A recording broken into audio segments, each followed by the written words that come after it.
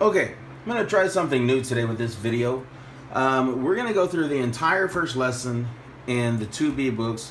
This is the second edition, Piano Adventures by Faber. I don't have the theory book because almost all the theory books in these things are poo-poo. So, not needed. We're actually not going to go through the first lesson because Unit 1 is a review of 2A, which it's not like you spend a lot of time between books. You finish one, you go right to the next. So, we're going to start Unit 2, or what's labeled as Unit 2, and we're going to be working with cross-hand arpeggios today. First, go ahead and get your lesson book out to page 10. We have cross-hand arpeggios, so we're in 3/4. Each one of these is, you've got the final double bar after every two measures. So you're running C major, C minor, D major, minor. Majors and minors all along there. Turn off iPad.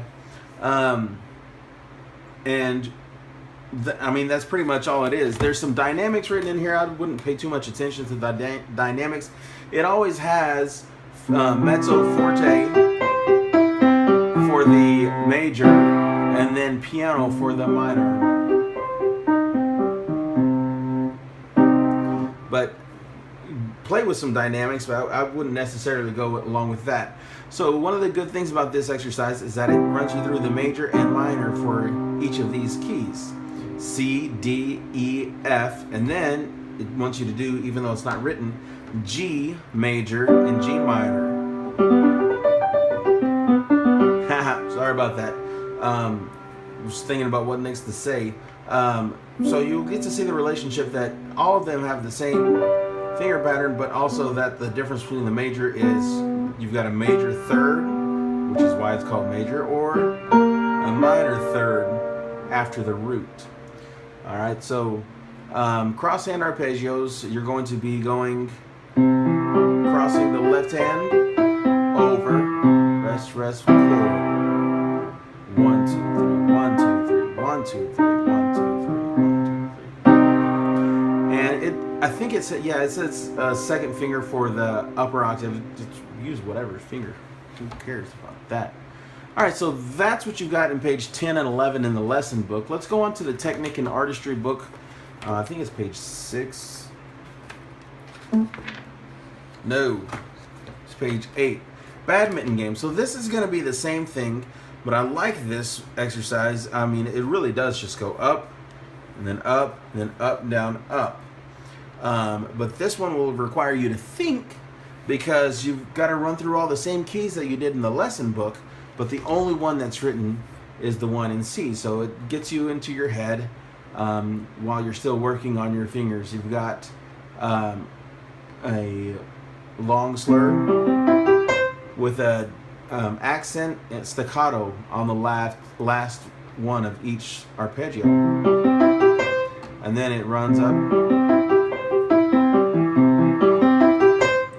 Alright, so you've got that, and then you do the minor one.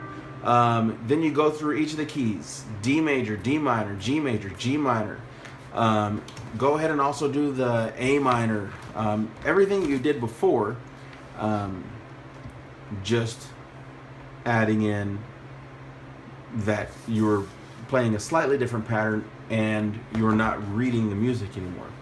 Now, staying in that book, let's look at page 9. So we got Sunshine Raindrops. This keeps the same thing of running through a major and then the relative minor.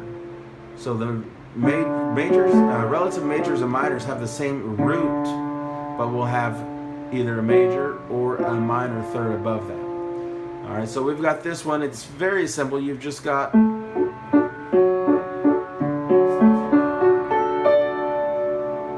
and then it does the minor. Oops, no pedal here. Pedal. And there's some other stuff going on with the dynamics.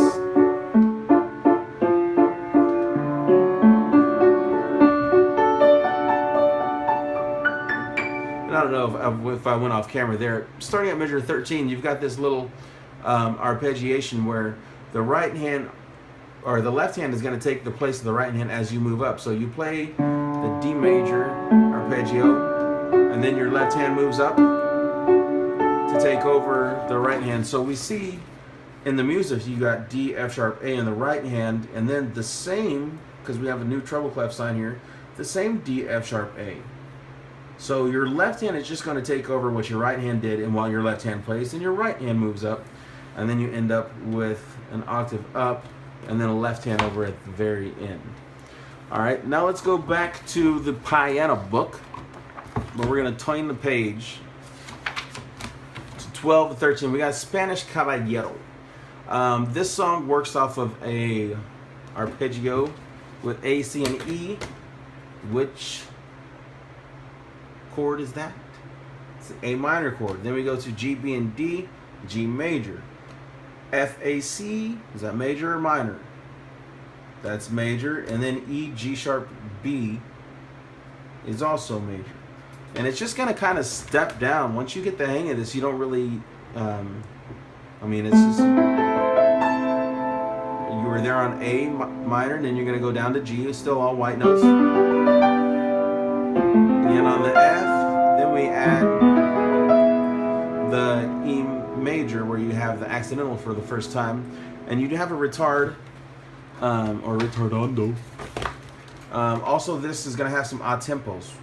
An odd tempo there at measure 9 after the retard, and an odd tempo 25 after a retard. And then after this retard, you're going to broaden, so you're going to play louder and you're going to play a little bit slower. And then you've got this little cool ending here. Just going to run through this real quick. You've got the pedal. Remember that the pedal goes up and down on beat 1 as you get to a new chord. This song should go kind of fast, but I'm going to go slow to make sure that I don't make any mistakes. And you've got this cool little pattern.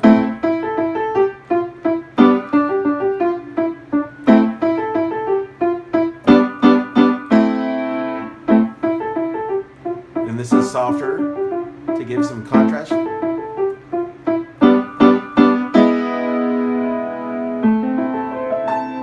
Here's just like the opening. And you got this cool little bit down here. I always play it wrong.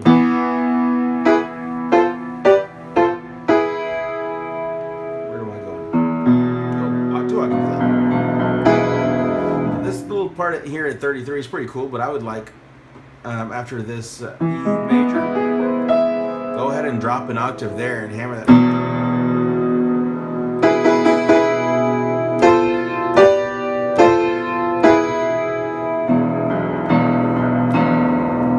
Some fun with that if you can make up something at the end.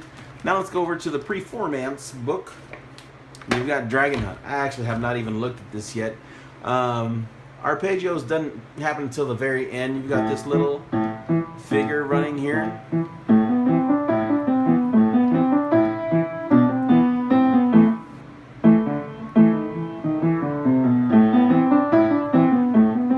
Okay, just some fun little runs.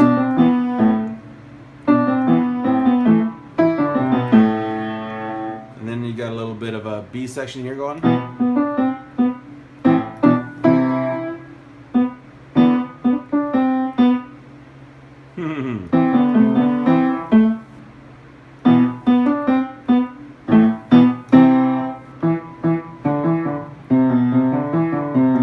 it goes back to the beginning, and then after measure.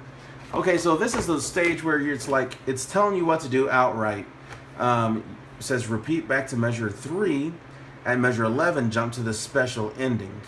What eventually this is going to turn into is a repeat, or you'd have like a, this would be the first ending, I guess, and then this would be the second ending.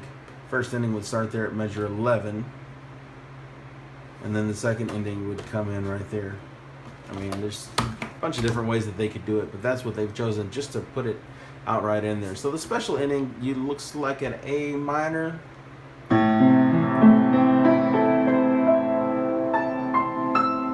Yeah, it just runs up a lot.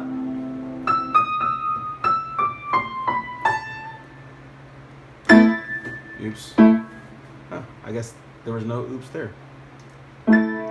Except that it should have been lower.